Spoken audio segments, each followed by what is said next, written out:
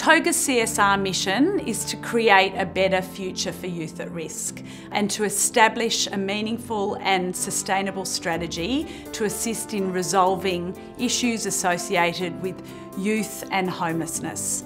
Sadly, on any given night in Australia, 1 in 200 people are homeless, and over 40% of these are under the age of 24 years old. We have achieved a great deal to date. It's been extraordinary that in the past year our big dreams have actually become a reality. We've had hundreds of staff participating in volunteer programs. We've sponsored programs assisting youth at risk with everyday life skills, and we've also set up the Addison project, which is a first for Australia. Kids have no choice. We believe that there's an obligation on people that are more capable to help people that have been put in situations that are not of their making. Kids have got a long way to go in life, and so if you can provide a foundation stone, then hopefully they can build off that, and that provides them the launching pad. The passion to make a positive contribution has been infectious, and we could never have achieved so much without the incredible TOGA volunteers who've worked tirelessly to make it a reality. I think we're all aware out in society these problems exist. It becomes daunting on how you think that you can make a difference. TOGA giving us the opportunity to participate in these type of things makes you take a step back and think how lucky we are. It's a good grounding tool. The team did very well. We made over 250 passes, which was fantastic. Soups, great team bonding by the group. Everyone's excited about going to deliver the food, which is awesome. We look forward to many more sessions like this. Well done. The most memorable impact TOGA has made is definitely the Addison project. 12 months ago, we were given the challenge to do something with the Addison hotel site. We were sitting around with our development team and we thought about the fact that we would have this empty building sitting there doing nothing during the very lengthy planning process.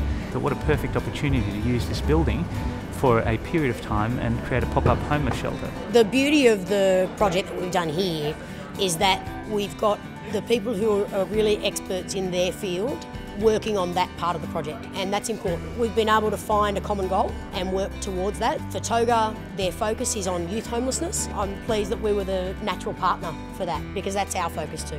We did some research over the last 5 years. What we did work out was what the cost to the community is when young people become homeless. It's $15,000 on average per person per year. 41,000 young people pass through homelessness services. That amounts to a massive $639 million. If we can prevent young people becoming homeless or get them out of it quickly into appropriate supported housing, do the right thing in this area, you start to solve the problem reducing homelessness, and you actually save money when you do it. The Addison, when we obviously took over the building, it was a complete mess. Not derelict, but there was a lot of old items actually left in the hotel and even in the restaurant that needed to be cleaned out so that the building could be used. Myself and a team from TOGA volunteered, and we literally cleared the whole place out. A really busy process, but it was fantastic. When TOGA launched the Addison project, I was very proud, not only of being part of the CSR committee, but just being part of TOGA, who took on such an awesome initiative.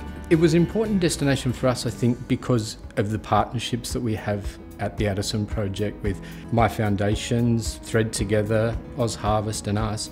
It provides a really central location, and we provide a service for the residents at the Addison.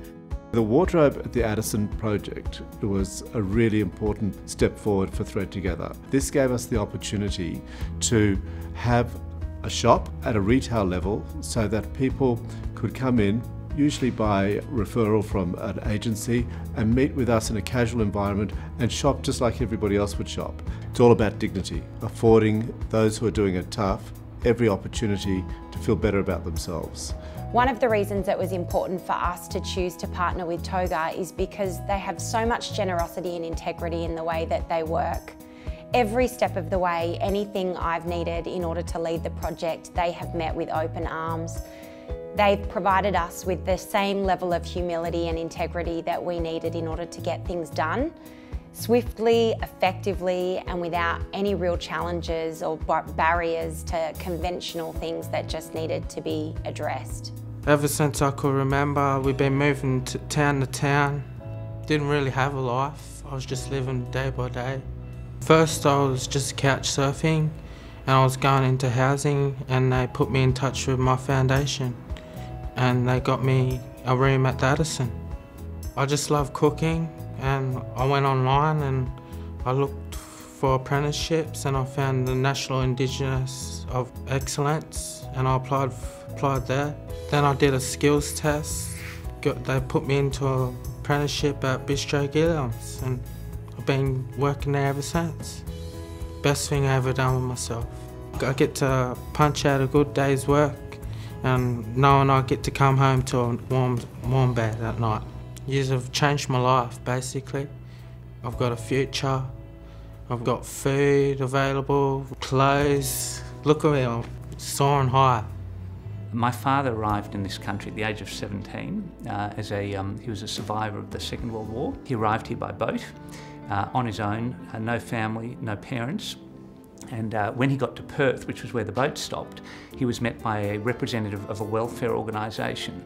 And the mission of that welfare organisation was to welcome new immigrants to Australia and to help them integrate into society.